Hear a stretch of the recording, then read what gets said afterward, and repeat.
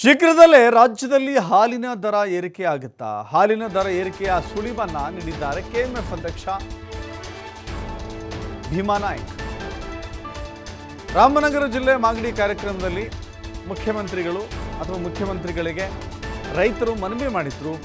ಹಾಲಿನ ದರವನ್ನು ಹೆಚ್ಚಳ ಮಾಡಬೇಕು ಅಂತ ಹೇಳಿ ಬೇಡಿಕೆ ಇಟ್ಟಿದ್ರು ರೈತರು. ಸಿಎಂ ಮುಂದೆ ನಾವು ಅಧಿವೇಶನದ ಬಳಿಕ ಬೇಡಿಕೆ ಇಡ್ತಾರೆ.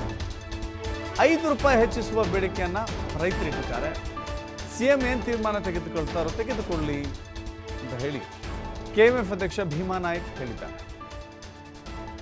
ಅನುಮಾನಗಳ ಹುಟ್ಟಾಕಿದೆ ಅಂತ ಹೇಳಿದ್ರಿ. ಇಲ್ಲಿ ಯಾವ ಅನುಮಾನಗಳು ಇಲ್ಲ. ಮತ್ತೆ ನೀವು ಗ್ರಾಹಕರು ಒಂದು ರೀತಿಯಲ್ಲಿ ಸೋಷಿಯಲ್ ಮೀಡಿಯಾದಲ್ಲಿ ಸರ್ಕಾರಕ್ಕೆ ಕೆಎಂಎಫ್ ಬಗ್ಗೆ ಮಾತಾಡ್ತಾರೆ. ಇದ್ರ ಪ್ರಶ್ನೆನೇ ಉದ್ಭವ ಆಗಲ್ಲ. ಇಡೀ ಕರ್ನಾಟಕ ರಾಜ್ಯದ ಜನತೆ ಮತ್ತು ಇಡೀ ನಾನು ಸ್ಪಷ್ಟೀಕರಣವನ್ನು ನಾನು ಕೊಟ್ಟಿದ್ದೀನಿ. ಸೊ ಯಾವುದೇ ಕಾರಣಕ್ಕೂ ಇದನ್ನು ನಾವು ಬಿಡೋದಿಲ್ಲ, ನಾವು ಬಂದ್ ಮಾಡ್ತೀವಿ ಅಂತ ನಾವು ಹೇಳಿಲ್ಲ.